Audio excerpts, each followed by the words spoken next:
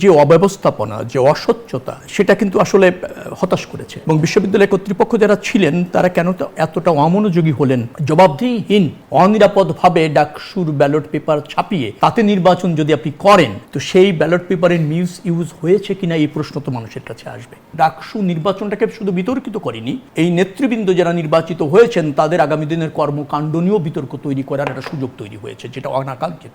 হ্যাঁ, দেশের সর্বোচ্চ বিদ্যাপীঠের ছাত্র সংসদ নির্বাচন সারা দেশেরই নজর ছিল, এবং দীর্ঘদিন পরে আমরা মনে হয় ছাত্র সংসদ নির্বাচন করতে যাচ্ছি, এবং এই ছাত্র সংসদ নির্বাচনের পরে একটা জাতীয় নির্বাচন হতে যাচ্ছে দীর্ঘদিন পর, স্বচ্ছ গ্রহণযোগ্য নির্বাচন প্রত্যাশা করছি আমরা। তো সেই রকম একটা নির্বাচন, যে অব্যবস্থাপনা, যে অস্বচ্ছতা, সেটা কিন্তু আসলে হতাশ করেছে। এবং বিশ্ববিদ্যালয় কর্তৃপক্ষ যারা ছিলেন তারা কেন এতটা অমনোযোগী হলেন? ধরেন আজকে যে রিপোর্ট আমি দেখলাম নিউজ 24 করেছে, সেটা তো ব্যালট পেপারের সংরক্ষণের একটা দায়িত্ব রয়েছে, সেটার একটা ধরেন গোপনীয়তা রক্ষা করার দায়িত্ব রয়েছে, নিরাপত্তার দায়িত্ব রয়েছে। কিন্তু যে প্রক্রিয়ায় এবং যে প্রতিষ্ঠান ওই ব্যালট পেপারগুলি ছাপিয়েছে বিভিন্ন জায়গায় যত্র তত্র অনিরাপত্তাহীনভাবে, এবং তার যে সংখ্যার কথা উল্লেখ করা হচ্ছে, ছাপানো হচ্ছে একটা মানে খোলা জায়গায় যত্রতত্র, একটা সম্ভবত জালাল প্রিন্টিং প্রেস, জি জালাল প্রিন্টিং প্রেস নীলক্ষেত, এবং কাটিং করেছে মক্কা পেপার পাশে। আমি সেখানে আসছিলাম, এক জায়গায় আপনার প্রিন্ট হচ্ছে, আরেক জায়গায় কাটিং হচ্ছে, সরবরাহ করা হচ্ছে ভ্যানে, সেখানে গিয়ে আদাবরে আপনি সরবরাহ করে চলে আসছেন। তারা আবার বলছেন যে সংখ্যা,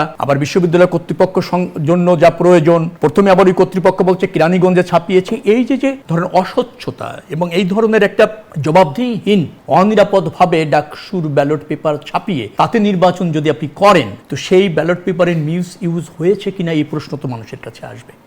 এখন এই দায় কি বিশ্ববিদ্যালয় কর্তৃপক্ষ নিতে হবে, অথবা তারা সত্যিকার অর্থে ভোটেও নির্বাচিত, ধরেন আমি হলাম, ধরে নিচ্ছে হলো ভোটের ভিত্তিতেই হলো, সাধারণ ছাত্রদের রায়ের ভিত্তিতে হলো যে সংসদ, তারাও তো নির্বাচিত হয়েও বিতর্কিত হচ্ছে, তো সেটা তো কাম্য হচ্ছে না। তো এই দায় সাধারণত আমার মনে হচ্ছে যে বিশ্ববিদ্যালয় কর্তৃপক্ষ বিষয়টাকে যেভাবে দেখা উচিত ছিল, এবং এটা একটা বাজে দৃষ্টান্ত স্থাপন করেছে, এবং ডাকসু নির্বাচনটাকে শুধু বিতর্কিত করেনি, এই নেতৃবৃন্দ যারা নির্বাচিত হয়েছেন তাদের আগামী দিনের কর্মকাণ্ড নিয়েও বিতর্ক তৈরি করার একটা সুযোগ তৈরি হয়েছে, যেটা অনাকাঙ্ক্ষিত।